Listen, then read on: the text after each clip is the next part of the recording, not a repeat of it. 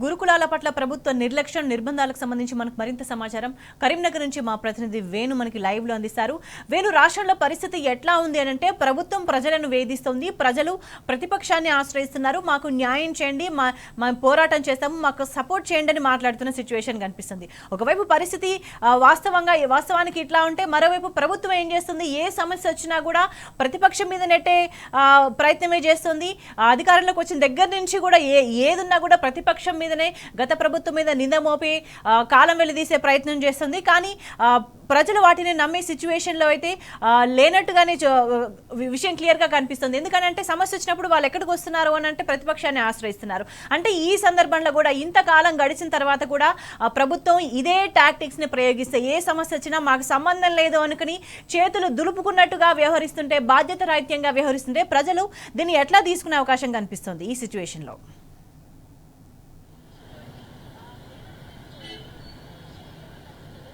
స్వేచ్ఛ, మీరు చెప్పింది 100% కరెక్ట్. ఎందుకంటే మనసుంటే మార్గం ఉంటుంది. ప్రస్తుతం చూసుకుంటే ఇప్పుడు సంవత్సరం అవుతున్నా కానీ విద్యాశాఖ మంత్రి లేరు. ఆసిఫాబాద్ సంఘటన చూడండి, ఒక అమ్మాయి మృతి చెందిన ఘటన. అంటే ఒక తల్లిదండ్రికి అంటే వాళ్ళ దృష్టిలో ఎంతో వాళ్ళ కళ్ళ ముందు పెరిగిన అమ్మాయి చనిపోయి వచ్చినప్పుడు ఆ కుటుంబంలో ఉన్న మనోవేదన అయితే చెప్పరానటువంటిది. అంటే తమ పిల్లల్ని కనుక అదే విధంగా గురుకులాల్లో ఉంచితే ఈ విధంగా చనిపోతే వాళ్ళు ఊరుకునేవారు. అంటే మా పేద బడుగు బలహీన వర్గాల పిల్లలు కనుకనే ప్రభుత్వం కనీసం కించిత్తు కూడా దీనిపై ఎటువంటి చర్యలు తీసుకోవట్లేదు అని చెప్పి తల్లిదండ్రులు ఆవేదన వ్యక్తం చేస్తున్నటువంటి పరిస్థితి కనిపిస్తోంది. అంటే ముఖ్యంగా ఎక్కడ ఏ సమస్య వచ్చినా కానీ ముఖ్యంగా అంటే ప్రభుత్వం పట్టించుకున్నప్పుడు ప్రతిపక్షాలు వారికి తప్పనిసరిగా అండగా ఉంటాయి. ఎందుకంటే ఇప్పుడు ఉన్నటువంటి పరిస్థితిలో పేద బడుగు బలహీన వర్గాల పిల్లలే విధంగా చదువుతున్నారు. సమైక్య రాష్ట్రంలో కూడా విద్య కావచ్చు, వైద్యం కావచ్చు, చాలా కష్టాలు పడుతున్న నేపథ్యంలో తెలంగాణ రాష్ట్రం కావాలని తెచ్చుకున్నటువంటి తెలంగాణలో ఇప్పుడు ఉన్నటువంటి పరిస్థితి సేమ్ మళ్ళా సమైక్య రాష్ట్రంలో పడుతున్నటువంటి బాధలు తాము పడుతున్నటువంటి సిచ్యుయేషన్ కనిపిస్తుందని చెప్పి తల్లిదండ్రులు ఆవేదన వ్యక్తం చేస్తున్నారు. అంటే అట్లాంటి సిచ్యుయేషన్ మళ్ళీ వచ్చినప్పుడు అంటే కనీసము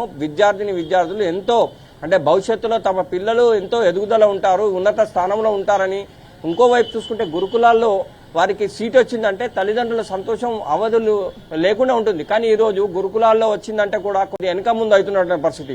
అంటే సరైన భోజనం ఉంటుందో ఉండదో, వాళ్ళని ఏ విధంగా చూస్తారో అంటే అధికారుల నిర్లక్ష్యం స్పష్టంగా మనకు కనిపిస్తుంది. ఎందుకంటే పిల్లలను తమ పిల్లలాగా చూసుకోవాల్సిన అవసరం ఉంటుంది. కానీ వీరు చేస్తున్నటువంటి తప్పుల వల్ల పిల్లల అంటే తమ కళ్ళ ముందు పెరిగిన పిల్లలు నిర్జీవంగా కనిపిస్తున్నటువంటి చనిపోతున్నటువంటి పరిస్థితి.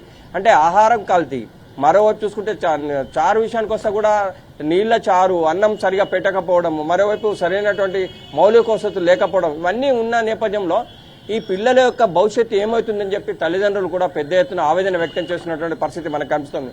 కానీ ఇంత పెద్ద ఎత్తున జరిగిన ప్రభుత్వం కనీసం చీమ కుట్టినట్టు వ్యవహరించకపోవడం పట్ల కూడా ఈ విద్యార్థి తల్లిదండ్రులు అయితే చాలా ఆవేదన వ్యక్తం చేస్తున్నారు. ఫీ రియంబర్స్మెంట్ కావచ్చు, స్కాలర్షిప్లు కావచ్చు, ఇవన్నిటి విషయంలో కూడా విద్యార్థులు అయితే ప్రతిరోజు కలెక్టరేట్ల ముందు ధర్నాలు, రాస్తారోకలు చేస్తున్నటువంటి దుస్థితి మనకు కనిపిస్తుంది. అంటే ఈ పరిస్థితి ఎందుకు వచ్చింది అంటే రాష్ట్ర ప్రభుత్వం ఈ విషయంలో అంటే ఫెయిల్యూర్ గా కనిపిస్తుంది అని చెప్పి ఆవేదన వ్యక్తం చేస్తున్నటువంటి విద్యార్థి సంఘాలు ఎట్టి పరిస్థితుల్లో తమకు కనుక ఇక ముందు కనుక ఇలాంటి సమస్యలు వస్తే మాత్రం తాము అసెంబ్లీనైనా ముచ్చటించడానికి వెనుకాడే సమస్య లేదు.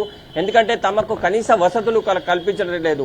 ఫీ రియంబర్స్మెంట్, స్కాలర్షిప్లు కావచ్చు, గురుకులాల్లో సరైనటువంటి మౌలిక వసతులు లేకపోవడం, పిల్లలు పిట్టలాగా రాలిపోవడం.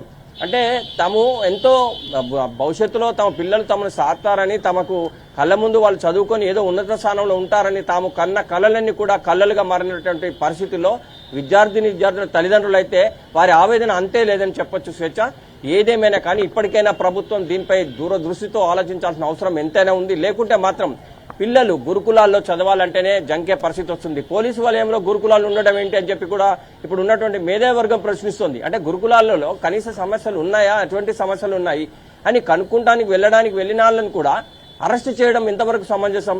అంటే ఏదైనా కానీ ప్రతిపక్ష హోదాలో ఉన్నా ఎక్కడ ఉన్నా కానీ వాళ్ళ బాగోగులు చూసుకోవాల్సిన పరిస్థితి ప్రతిపక్షానికి ఉంటుంది. అంటే వారిని కూడా పోకుండా కట్టడి చేసే ప్రయత్నం ప్రభుత్వం చేయడం అంటే అక్కడ నిజంగా వారికి ఏమైనా సమస్యలు ఉంటే చెప్తారు, సమస్యలు లేనప్పుడు కట్టడి చేయాల్సిన అవసరం ఏంటని చెప్పి కూడా ప్రజాప్రతినిధులు ఆవేదన వ్యక్తం చేస్తున్నటువంటి పరిస్థితి మనకు అనిపిస్తుంది. అంటే ముందస్తు సమాచారం పిల్లలు ఏం చెప్తారో అనే ఉద్దేశంతో కూడా పిల్లల్ని కూడా అక్కడ ఉన్నటువంటి స్టాఫ్ మీరు ఎవరు వచ్చినా కానీ ఈ విధంగా చెప్పాలి, ఈ విధంగానే మాట్లాడి ఇంతవరకే మాట్లాడాలని కూడా చెప్తున్నట్టుగా కూడా తెలుస్తోంది స్వేచ్ఛ. కానీ ఇలాంటి పరిస్థితి రాకూడదు. పిల్లలకు బంగారు భవిష్యత్తు ఉంటుంది. నేటి బాలలే రేపటి పౌరులు. అంటే వీళ్ళ భవిష్యత్తును తీర్చిదిద్దాల్సినటువంటి విద్యాలయాలు ఈ రోజు ఎవరు వస్తారో ఎవరు పోతారో పోలీసు రక్షణ వలయంలో విద్యను చెప్పాల్సిన పరిస్థితి ఎందుకు వచ్చింది? ఇవన్నీ చూస్తే కూడా పిల్లల్లో చదువుకోవాలనేటువంటి ఒక ధ్యాస కూడా ఉండదు. తల్లిదండ్రుల్లో కూడా సరైనటువంటి అవగాహన ఉండదు. ఎందుకంటే మా పిల్లలు ఎట్లా ఉన్నారో ఏంటో అని చెప్పి ఆవేదన చెందే అవకాశం ఉంటుంది. కనుక ఇప్పటికైనా ప్రభుత్వం దీనిపై దూరదృష్టితో ఆలోచించాల్సిన అవసరం ఎంత ఉంది. లేకుంటే మాత్రం విద్యార్థుల భవిష్యత్తు మాత్రం అంధకారంగా మారే పరిస్థితి నెలకొందని చెప్పి ఇటు విద్యార్థులే కావచ్చు, తల్లిదండ్రులు కావచ్చు, మేధావులు కావచ్చు, ప్రతి ఒక్కరు కూడా అంటున్నటువంటి పరిస్థితి మనకు స్పష్టంగా కనిపిస్తుంది. స్వేచ్ఛ.